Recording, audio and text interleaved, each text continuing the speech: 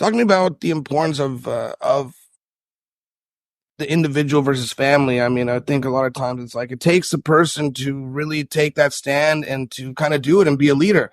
At the same time, right, there can be maybe incongruence long term with the family and or anything like that. Talk to me about like why that's important one way or the other, or how you go about that when you're helping people, entire families.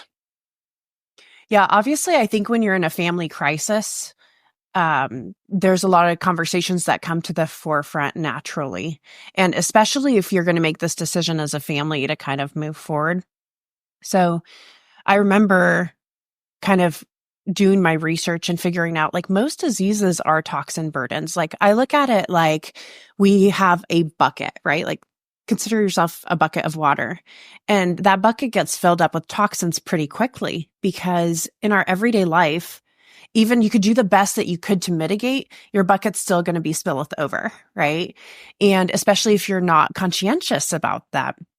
And so I feel like that's the forefront of disease is if you're not limiting your exposure to toxins and you're not also finding a way to get rid of those toxins, that buildup is going to build up really high until you start seeing symptoms. When you start seeing symptoms, those are just going to build on each other until you develop a disease. And so really, one of the key things that we talk about is what can we eliminate before we add on? It's a lot easier in your healing journey to start taking some things away than it is to add things in, right? Like it's a psychological thing. And so we talk about toxins. It's like, how can we have clean air, clean water? What are the products you're using on your body? What are you eating? And we don't necessarily come at it from a nutritional standpoint, right? But although I think that is important depending on what you're dealing with.